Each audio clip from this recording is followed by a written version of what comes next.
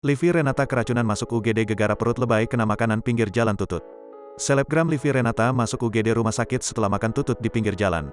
Diketahui, selebgram Livi Renata menghadiri acara televisi untuk mencoba makanan pinggir jalan.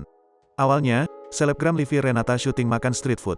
Livi Renata lalu mengaku keracunan setelah makan makanan pinggir jalan. Hingga akhirnya Livi Renata dilarikan ke rumah sakit. Livi Renata mencoba mencicipi tutut dan ternyata membuat perutnya sakit. Sehingga Livi Renata harus dilarikan ke UGD. Kemarin aku ikut syuting.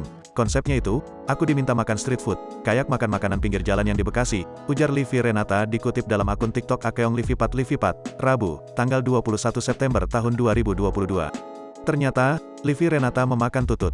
Diketahui, tutut adalah makanan olahan dari keong sawah yang biasa dijual di pedagang kaki lima. Livi Renata merasa tutut memiliki rasa yang sangat pahit. Dan aku saat itu coba makan tutut. Guys, aku nggak tahu ini pahit banget, ujar Livi Renata. Livi Renata tidak menyangka karena pencernaannya cukup sensitif untuk menerima makanan pinggir jalan. Gila itu pahit banget dan aku di sini, rumah sakit, sekarang. Intinya nggak ngangka perutku lebay banget sampai harus masuk UGD, ujar Livi Renata. Livi Renata mengklaim dirinya mengalami keracunan setelah makan tutut. Namun, Livi Renata mengaku hanya menginap sehari di rumah sakit. Lantaran, Livi Renata akan pergi ke suatu tempat setelah mendapatkan perawatan intensif. Aku keracunan makanan guys, tapi aku baik-baik saja bakal nginep sehari doang di sini karena besok ada flight, ujar Livi Renata. Saat memberikan penjelasan melalui video singkat, Livi Renata tampak berada di kamar rawat inap.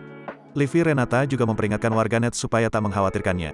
Jangan khawatirkan aku baik-baik saja, ujar Livi Renata.